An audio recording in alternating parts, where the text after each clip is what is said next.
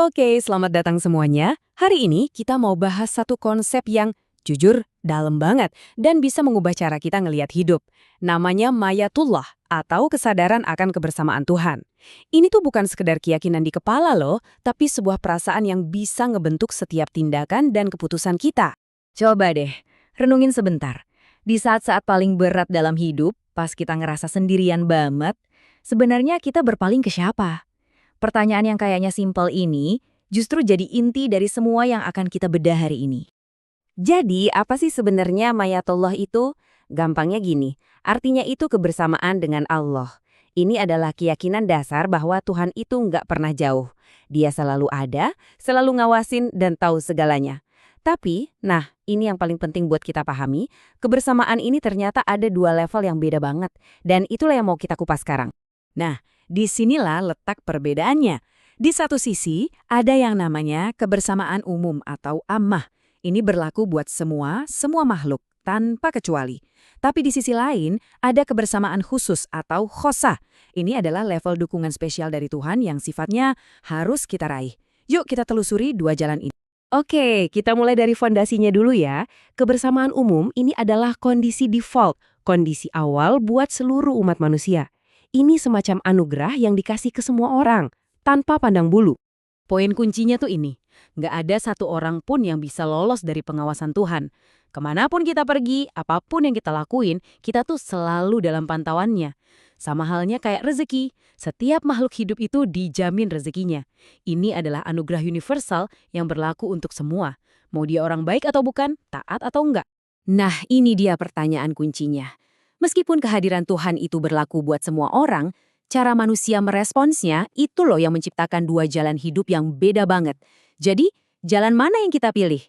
Yuk kita jelajahi jalan yang pertama. Ini adalah jalan yang dipilih sama mereka yang secara sadar ngerasain dan ngakuin kehadiran Tuhan dalam hidup mereka setiap saat. Konsep utamanya adalah muraqabatullah. Ini bukan rasa takut yang bikin kita kaku ya, tapi lebih ke sebuah kesadaran mendalam yang melahirkan integritas. Perasaan Tuhan Maha Melihat, inilah yang ngebentuk karakter kita dan ngejaga kita dari perbuatan jelek, bahkan pas nggak ada satu orang pun yang lihat. Ada satu kisah klasik yang keren banget buat ngegambarin ini. Jadi, Khalifah Umar bin Khattab, yang emang suka belusukan ngecek kondisi rakyatnya, suatu hari ketemu sama seorang gembala muda di tengah perjalanan. Umar, yang waktu itu lagi nyamar, ngeliat kambing-kambingnya gemuk dan pengen ngetes kejujuran anak ini. Dia nawarin jalan pintas yang gampang banget. Sebuah kebohongan kecil yang kayaknya nggak bakal ketahuan siapa-siapa. Sebuah godaan yang manusiawi banget kan? Dan ini dia jawabannya. Singkat, tapi nusuk banget. Fa'ainallah. Terus, Allah di mana? Jawaban simpel ini nunjukin kalau buat si gembala, hakim tertingginya itu bukan majikannya, tapi Tuhannya. Inilah buah nyata dari muraqabatullah. Nah, selain sadar diawasi, ada juga kesadaran akan kebaikan Tuhan atau ihsanullah. Ini adalah perasaan syukur yang meluap-luap karena kita sadar kalau setiap detik hidup kita itu dipenuhi sama nikmat dan kemurahannya. Dan yang menarik dari konsep ini adalah gimana perasaan menerima kebaikan itu secara otomatis ngedorong kita buat memberi kebaikan. Ayat ini nunjukin hubungan langsung antara rasa syukur kita sama kewajiban kita buat berbuat baik ke sesama. Intinya sih, kebaikan itu nular. Oke, sekarang kita pindah ke jalan yang sebaliknya.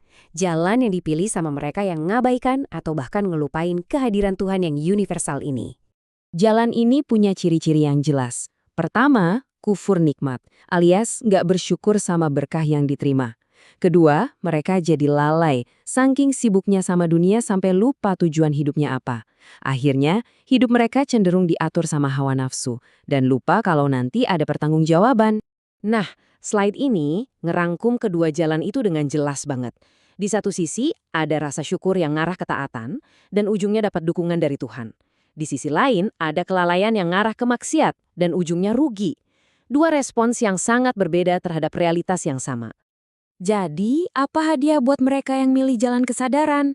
Jawabannya adalah level berikutnya, kebersamaan khusus atau mayatullah khossah. Ini bukan lagi sekedar pengawasan yang pasif ya, ma'yatullah hasah. Itu adalah intervensi aktif dari Tuhan.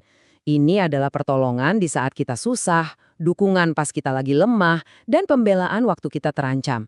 Ini adalah puncak dari hubungan seorang hamba sama Tuhannya. Contoh paling dahsyat dari hal ini terjadi di salah satu momen paling genting dalam sejarah Islam. Waktu hijrah, Nabi Muhammad dan sahabatnya, Abu Bakar, sembunyi di sebuah gua. Musuh-musuh mereka udah ada di mulut gua, cuma selangkah lagi buat nemuin mereka. Dalam situasi yang kelihatannya udah nggak ada harapan itu, coba dengar apa yang diucapkan. Bukan semoga Allah bersama kita, tapi sebuah kepastian sesungguhnya Allah beserta kita. Ini adalah ketenangan absolut yang lahir dari keyakinan penuh akan ma'iyatullah khosoh. Pertanyaan logis berikutnya adalah, gimana caranya kita bisa meraih tingkat kebersamaan yang istimewa ini? Siapa aja sih yang dijanjikan bakal dapat dukungan luar biasa ini? Al-Quran secara spesifik nyebutin 3 golongan. Pertama, al-muttaqun, yaitu orang-orang bertakwa, yang kesadaran akan Tuhannya itu kelihatan banget di setiap perbuatannya. Kedua, as-sabirun, mereka yang sabar luar biasa pas ngehadapin ujian. Dan ketiga, al-muhsinun, orang-orang yang selalu berusaha ngasih yang terbaik dalam segala hal. Dan hasilnya, buat mereka yang berhasil meraihnya, Tuhan menjanjikan petunjuk saat kita bingung, solusi buat setiap masalah, dan pada akhirnya, kemenangan yang sejati, baik di dunia maupun di akhirat. Inilah buah dari hidup yang selalu sadar akan kehadirannya. Jadi, kita tutup pembahasan ini dengan sebuah pertanyaan buat kita renungkan bareng-bareng. Kalau kita benar-benar meresapi fakta bahwa kita nggak pernah sendirian, selalu diawasi dalam kebersamaan umum, dan punya potensi buat didukung dalam kebersamaan khusus, kira-kira gimana hal itu bakal ngubah pilihan-pilihan kecil yang kita buat setiap hari?